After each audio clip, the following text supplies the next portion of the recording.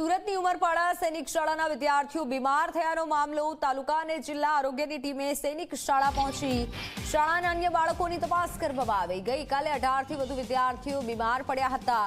માંગરોળના ધારાસભ્ય ગણપત વસાવા સ્કૂલની મુલાકાતે પહોંચ્યા।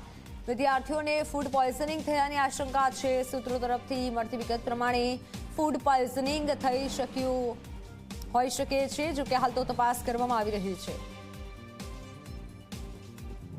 છેલ્લા 4-5 દિવસમાં બાળકોને શરદી ખાંસી અને તાવની ફરિયાદ આવતા આપણે નજીકના પીએચસી કેન્દ્રમાં મુલાકાત કરી હતી અને પીએચસીની ટીમ છેલ્લા 2-3 દિવસથી આપણે ત્યાં બધા બાળકોનું હેલ્થ ચેકઅપ કર્યું હતું અને હાલમાં 150 બાળકોને શરદી અને ખાંસીનો તકલીફ હતી, તેને આપણે સારવાર આપી છે અને 20 જેટલા બાળકોને તાવની તકલીફ હતી અને ગઈકાલે આપણે 18 બાળકોને આપણે ત્યાંથી CSC જંખવા માટે લઈ ગયા હતા રાતના બાળકોને, અને તેમાંથી હાલમાં 8 છોકરીઓ ત્યાં હમણાં સારવાર હેઠળ છે। એમાંથી 8માંથી 6ની ઓબ્ઝર્વેશનમાં છે અને 2 બાળકોને તાવની હજુ સમસ્યા છે।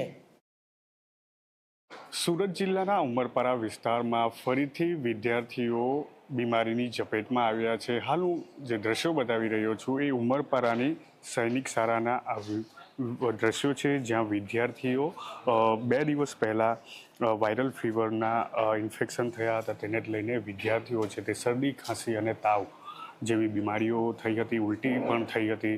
તેને જ લઈને છે તે આરોગ્ય વિભાગ છે તે હરકતમાં આવ્યું છે અને અહીં જે વિદ્યાર્થીઓ છે તેમની સારવાર ચાલી રહી છે। ખાસ કરીને પ્રાઇમરી સારવાર આપવામાં આવી રહી છે। શરદી ખાંસી તાવ તેમજ ઉલટીના જે કેસો છે તેને ચકાસવામાં આવી રહ્યા છે અને હાલ આરોગ્ય વિભાગની ટીમ છે તે ખડે પગે અહીં સેવા આપી રહી છે, વિદ્યાર્થીઓના ટેસ્ટિંગ કરી રહી છે। મહત્ત્વનું છે કે 2 દિવસમાં ઘણા વિદ્યાર્થીઓ છે તે શરદી ખાંસી તાવ અને ઉલટીની ઝપેટમાં આવ્યા હતા અને ત્યારબાદ છે તે આરોગ્ય વિભાગ છે તે દોડતું થયું છે અને હાલ જે રીતે માહિતી મળી રહી છે તે પ્રમાણની વાત કરું તો જે આરોગ્ય વિભાગની ટીમ છે તે હાલ આસપાસનો વિસ્તાર છે તેમાં તપાસ પણ હાથ ધરી છે, કારણ કે થોડા મહિના અગાઉ જે ઉમરકોટ શાળા છે ત્યાં આગળ વિદ્યાર્થીઓને ફૂડ પોઈઝનિંગની કેસો આવ્યા હતા અને ત્યારબાદ છે તે આરોગ્ય વિભાગ દોડતું થયું છે। ફરીથી લોકો જે જણાવી રહ્યા છે, નામ ન જણાવવાના શરતે લોકો જણાવી રહ્યા છે કે આ એક પ્રકારે